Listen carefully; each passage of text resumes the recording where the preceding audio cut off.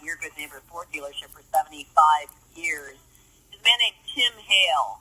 And Tim is a retired Army reservist, young man, spent nearly 3 years incarcerated because of January 6th. And he joins me on the program to talk about not just his experience, but hopefully we've got time to share some of the experiences of other people you know, Tim. It's really wonderful to have you on the program. Thank you for joining me. Well, thank you so much for having me. Yeah, I would.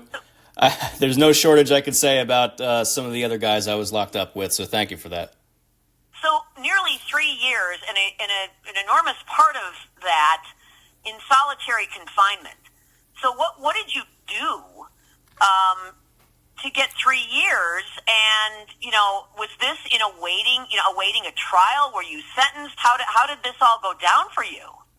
Well, there's a lot that goes into this. The first thing I'll say is that a lot of people who were, like myself, we were granted bond by a magistrate judge in our home states when we were first charged. But some of us had that overridden by the district judge.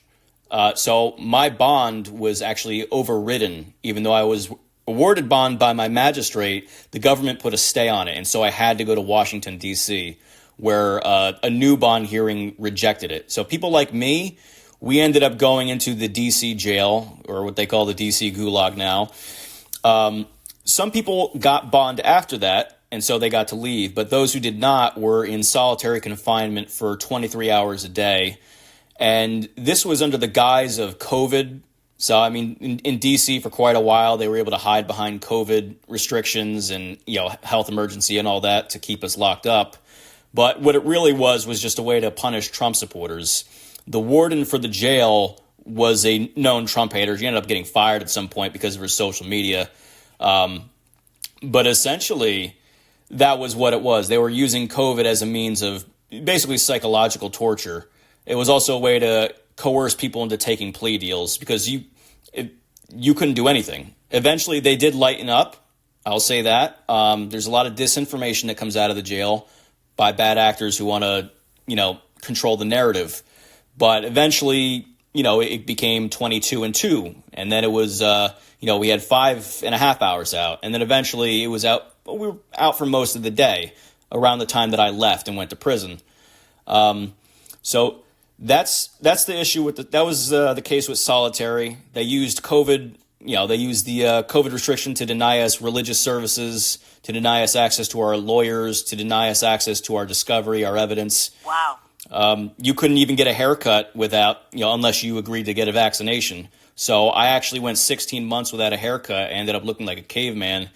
And that was actually right up before my trial. So basically they denied all due process rights, basic civil liberties. We were pre-trial detainees, and it's important Americans understand that that is a thing that exists. You can be denied bond. You think it's a constitutional right. You can be denied it. And then when they do that, you're still supposed to, under case law, you're supposed to have the same rights and privileges as any other American, except you can't leave. But that's just not the case in the D.C. jail. There's a lot that goes into it. Go ahead. How long were you confined pre-trial? I was confined pre-trial until my trial. So, like I said, that was a year and a half until I got to trial, and then by the time I was sentenced and out of the D.C. jail, it was about 2 years. So, wow, and then you were sentenced. So what happened after your trial?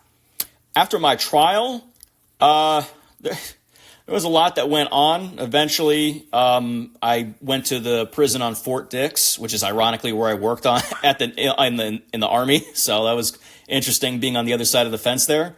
But I was there for about a year, and now I'm out.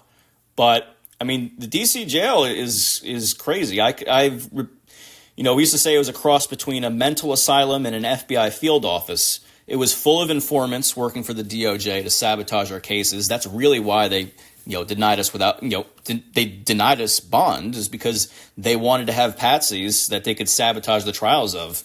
And then, in terms of the mental asylum thing, it literally was a mental asylum. The DC jail is divided into two components, CDF and CTF. CDF is Central Detention Facility. That's the main jail.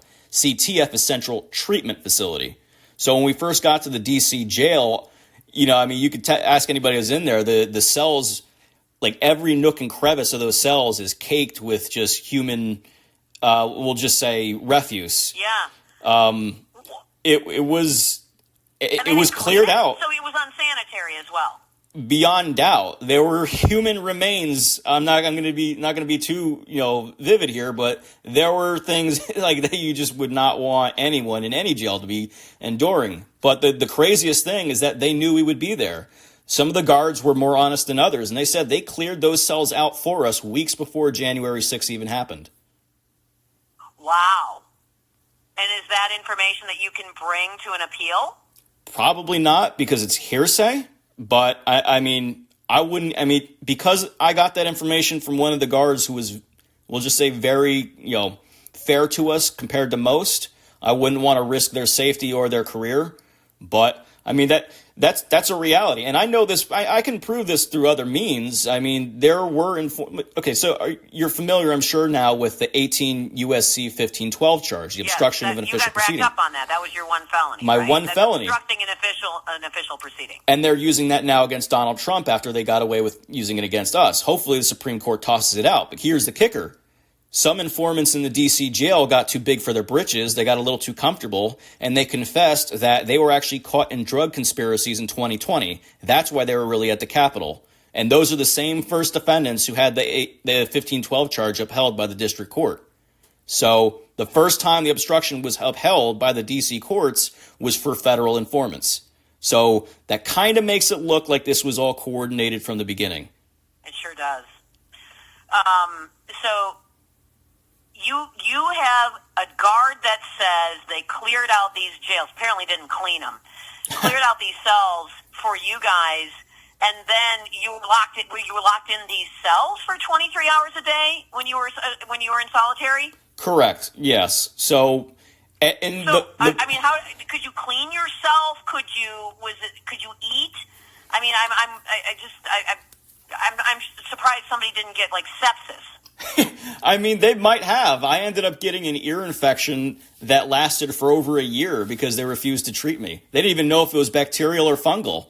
They wouldn't treat an ear infection? That's pretty simple. Didn't you have an infirmary? You would think they don't have real doctors in the DC jail. They have like nurses and just staff. But I requested repeatedly to see an ENT, an ear, nose, and throat doctor.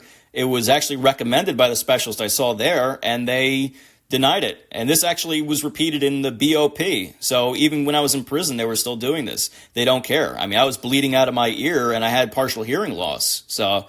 But that's the tip of the iceberg. Again, there are a lot of other men that were in there with me, and I got off kind of easy compared to them. You had people who were there with cancer. They just didn't care. You had Lonnie Kaufman, actually. He was a 71-year-old Vietnam veteran. His hands were purple. They did not care. It's unfortunate, but the entire Bill of Rights was suspended under the guise of fighting a fake insurrection. And this, no matter what anybody thinks about January 6th, I'll just say this.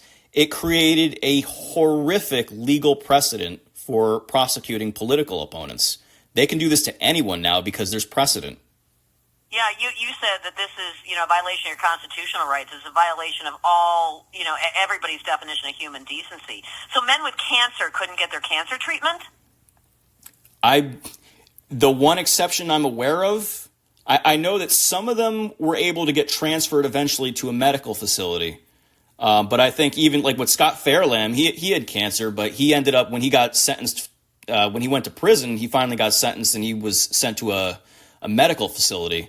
But just recently, Christopher Worrell, I think he has non-Hodgkin's lymphoma. He just got sentenced to 10 years. So why? But why? This is obstructing an official proceeding. What, did you get a terrorism enhancement for pushing over a barricade or something? I'm not gonna say that every defendant did that day was good. So, Chris Worrell, but none of it's worth not getting cancer treatment. Absolutely, I agree. Chris Worrell was accused of, spraying a cop with mace, and that's not good. but I don't think it's worth 10 years of anyone's life, let alone someone who has cancer. No, that is crazy. That's actually crazy. Let's go look at the riots from 2020 and how many different people attacked police who never got charged at all. I'm not saying that you should be allowed to attack police, but 10 years? Comparatively speaking, it's not justice, especially if you're being denied access to cancer treatment. So you have a felony. Were you convicted of the felony, the 1512 felony? I was convicted. I was convicted by a very not impartial D.C. jury. For January 6th defendants, and this is something that is, it's just something I have to discuss when it comes to my case specifically. But, January 6th defendants are already facing a prejudiced jury because of D.C. But for me in particular, I was a wannabe comedian live streamer. And so they went through my phone to find a picture of me with a Hitler mustache from a year before January 6th. And they had basically convinced the jury that I went to the Capitol dressed like Hitler when I was really there in a suit and a tie. And it's just, you can't get a fair, they'll lie about you. They will lie about you. Matter. There's no way to avoid it. I went to trial out of principle because they refused to give me my evidence. And frankly, I just refused to acknowledge that the 1512 charge was legitimate because based on my reading of case law and just the history of the statute itself, it's incorrect. But that's all they had to do. All they had to do was try to make me look offensive to any demographic, and they immediately, you could just see the faces on the jury throwing their hands up in the air. I'm sorry, Tim. Did you not have a decent attorney? Were you stuck with a public defender? I had a public defender initially. My trial lawyer did what he could, but it wasn't enough. I will say, my circumstances are not the same as everyone else's. Jessica Watkins, actually, she was one of the Oath Keepers. She had my trial lawyer, and he actually was one of the few to get the seditious conspiracy charge tossed out. So I'm very grateful to him for that. Because Jessica would have gotten even longer than she did. She ended up getting 8 years for being in the Capitol building when she didn't hurt anybody and she didn't do anything. But, I did have a public defender.